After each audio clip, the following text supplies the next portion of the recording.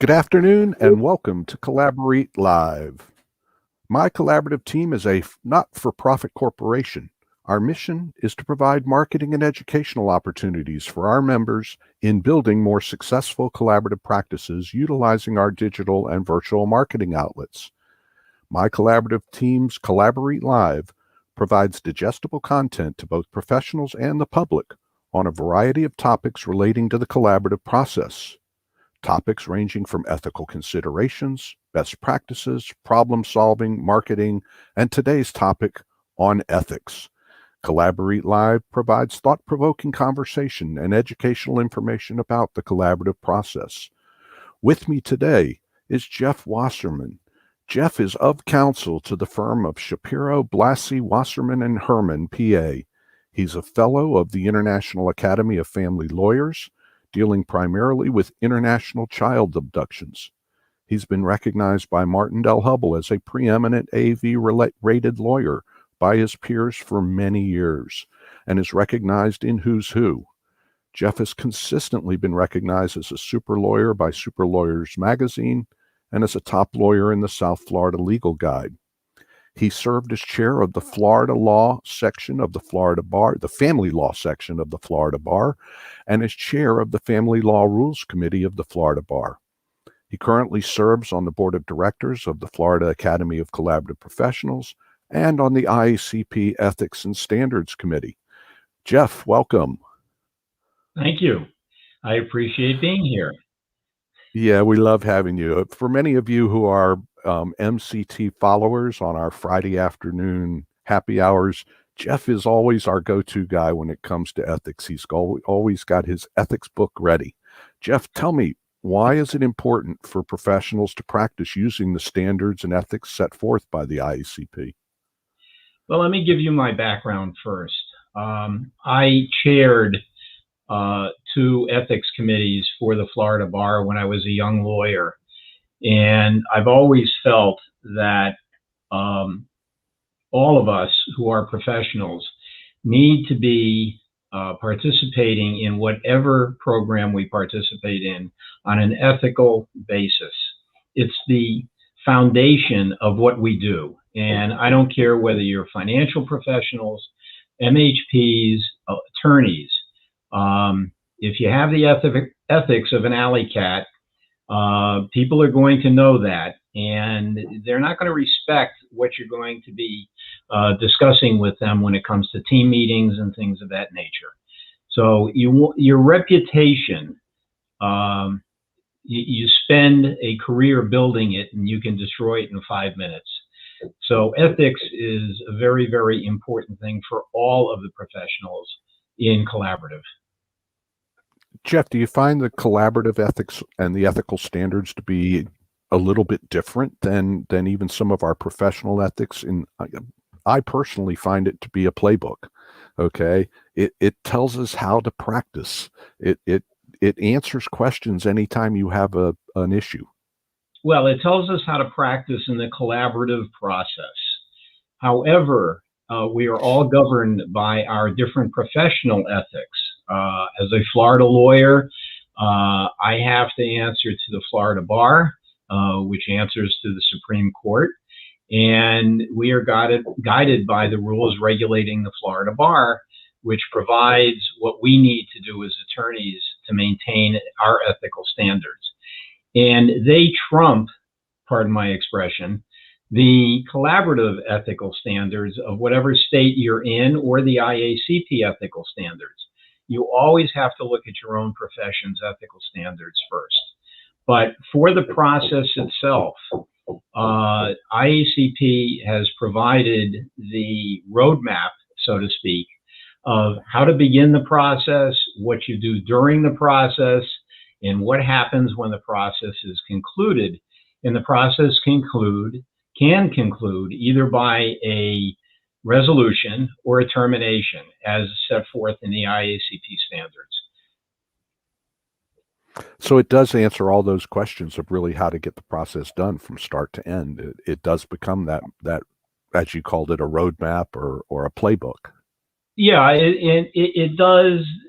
There can be certain interpretations. And might I suggest that the most important document that we have in the collaborative process is the participation agreement. And people are advised not to simply accept a participation agreement that is sent to you. Take a look at it. See how it plays out in connection with the ethical standards, and whether you are allowing something to happen that the standards say you can't do, or vice versa, not allowing something to happen that the standards indicate that you can do. And I would suggest, most importantly, one of the primary issues is what happens if the process terminates? What can you do in connection with documents that have been provided during the process? And that's a very, very big question for all of us who practice collaborative law. And the participation agreement should set that out. And it's under 3.13 of IACP standards. And for those in Florida, we have a 3.14, which is different and is not included in 3.13 of IACP. So be very careful what your participation agreement provides for in connection with a possible termination of the process. So would you agree that when a team has a troubling issue within a collaborative case, the first place to go to is those standards and ethics? Funny you should mention that. I have a toolbox rather. And what I have in my toolbox is, because I'm a Florida lawyer, I have my statutes and rule and my FACP standards.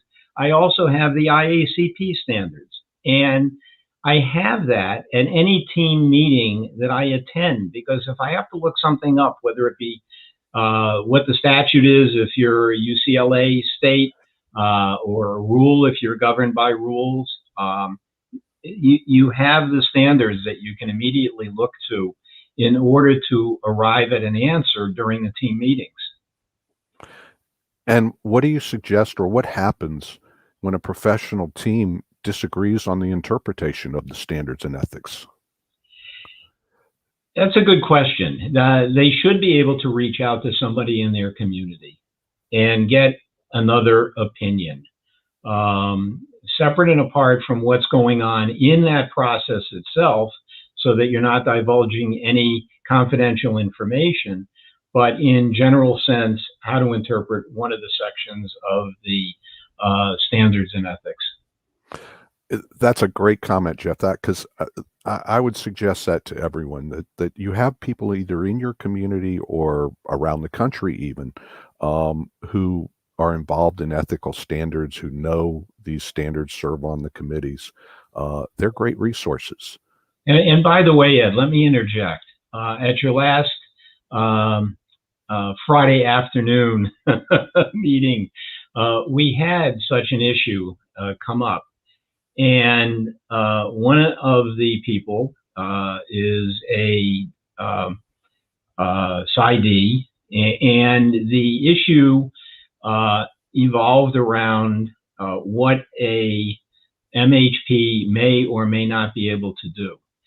The fact that I pretty much know what the ethical standards stand for does not make me the person to go to. If it's an issue dealing with an MHP, you should reach out to an MHP in your community, because, as I said earlier, your individual professional standards may surpass what is provided for in the collaborative process and the standards that we use in the collaborative process. So get as much information as you can from your colleagues. It's very, very important. And we're all here to help. Jeff, I know you serve on the IACP Standard and Ethics Committee along with me, and the committee has a webinar coming up in June. I know you're involved with that. Yeah, June 23rd, as a matter of fact. Okay, tell us a little bit. What can we expect? Well, we have a fact pattern that is being provided to the attendees, and please register early through IACP so that you can pose questions.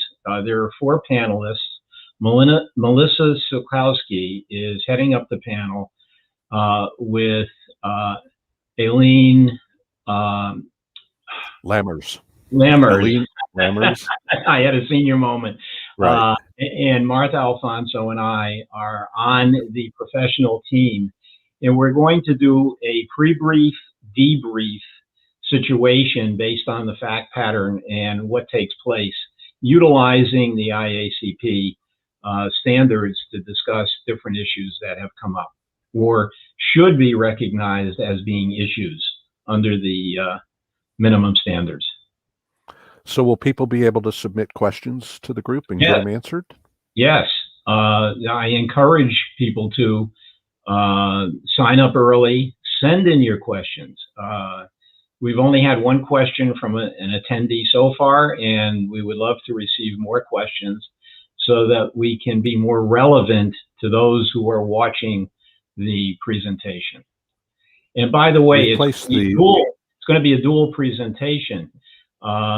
It's going to be for a section of IACP that is in one time zone, and then at 9 o'clock at night, I'm going to be on with the panelists for the Asia Pacific time zone. So we're going to try to cover the world. I also believe, and I believe it's being translated into Italian and Portuguese too. Yes, it is. It is. Excellent. So we have a large contingent Brazilian collaborative group, and we wanted to, and Italian, and we wanted to provide it to them in their own language. We placed a link for registration of this IACP webinar in our chat. If not, always you can go to the IACP website at collaborativepractice.com. And if you have a ethical question or dilemma in your case, feel free to join us on the My Collaborative Team Happy Hour every Friday at 4:30 p.m. Eastern Daylight Time. And Jeff is almost always there with that ethics book, ready to help us and guide us. Jeff, I want to thank you for being our guest this week on talking about ethical standards. Well, thank you. And I appreciate the fact that you're highlighting this. It's such an important topic. And in the toolbox that I talk about, everybody should have a copy of the standards with them when they meet in team meetings. It's absolutely essential.